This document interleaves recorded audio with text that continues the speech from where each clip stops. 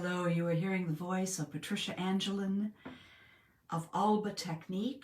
I'm sitting in New York and you are at all the feels.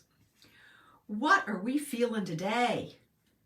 Here in New York, it's a beautiful day with a lot of sunshine, very cold, actual real winter, like this part of the world should have real winter. So that's very exciting for me. And in our ongoing Goethe-driven poetry considerations, I had a very strange idea yesterday, thinking of whom to approach. And it just kind of dropped out of nowhere. And I try to pay attention to things that drop out of nowhere sometimes. And so I beg your indulgence for two pieces of poetry, two short poems by me. Well, I just had a mental picture last night as I was going to bed of a book in which a poem that I had written a number of years ago had been published. A friend was, dealing with publishing things and wanted to know whether he could include this in this volume of anthology thing, way out of print.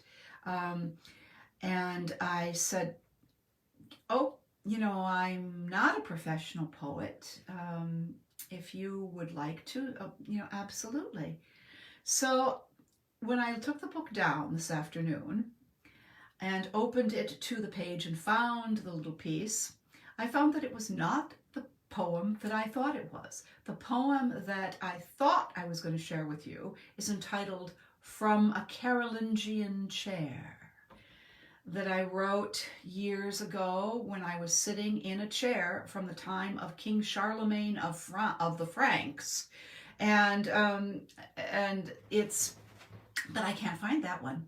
So there are two short poems.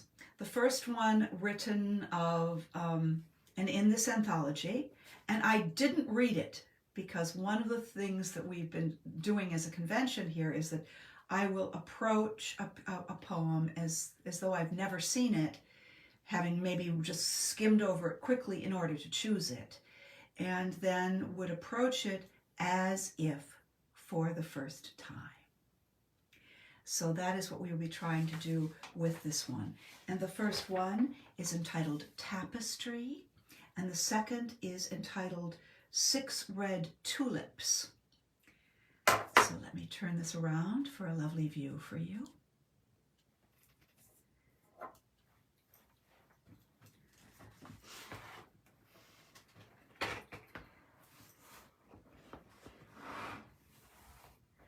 Tapestry by Patricia Angelin. The Lord weaves straight with crooked lines. Willy-nilly, shilly-shally, painstaking stitches seemingly at random. The Lord sews straight with crooked lines. Plunge in our needles into life's canvas, brilliant threads too often misplaced, must then be pulled out. This process as long as the setting them into the fabric was. The Lord weaves straight with crooked lines. If only I'd given my threads to the master, my needles guide the designer's own hand. Then golden silks, silver, black, rainbow-hued colors, all would be beauteously set, quite most perfect. The Lord sews straight with crooked lines. Well, that was interesting. I wish there was a date on this. There's not. I guess I can look at the publication date, and that would tell us. Yeah, that's what I thought. Oh my goodness, 22 years ago, 1990. All right, the other one also does not have a date on it, but I do remember that it has something to do with the Foley Poetry Award for a magazine. I cannot remember whether it was published. It probably wasn't. It was written, I do remember, in response to the gift of a beautiful pot of red tulips that was given to me by the late, great actress Julie Hayden, who was the creator of the character of Laura in Tennessee Williams' The Glass Menagerie, who was the creator of Kitty Duval in William Saroyan's Time of Your Life, in film, in a lot of films in the 1930s, including The Scoundrel with Noel Coward. So a lot of wonderful things she did in her career.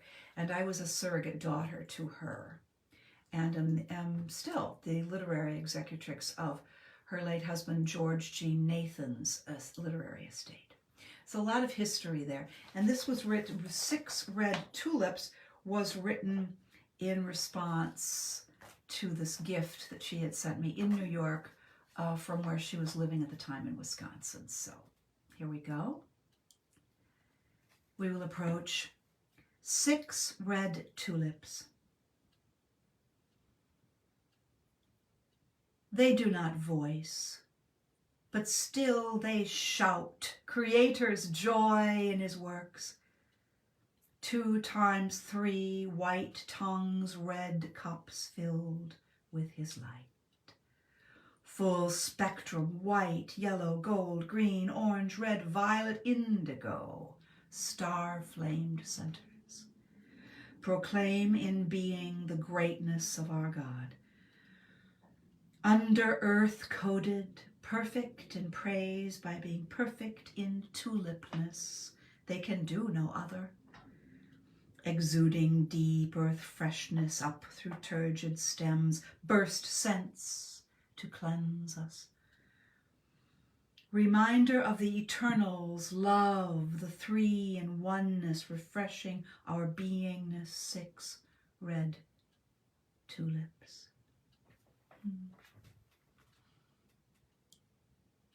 Well, obviously those are both, quite spiritually oriented, and I cannot let you look them up like most of the universally accepted and wonderful poetry that I have been bringing to this forum, because they're just not available to anybody. If anybody actually wants to be able to look at them and read it in the mind and then speak it outside and out loud in your own voices for yourself and make it yours in that way, do let us know, and I will send you the texts to it.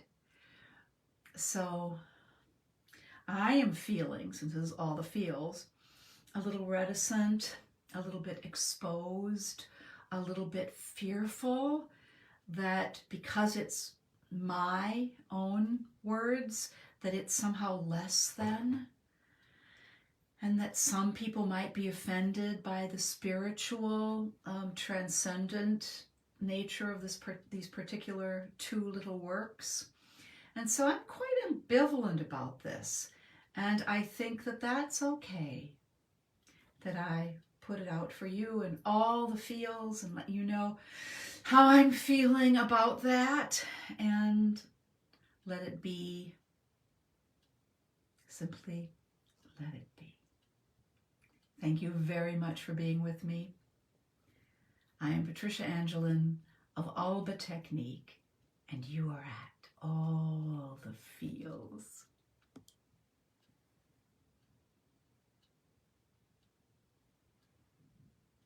Thank you.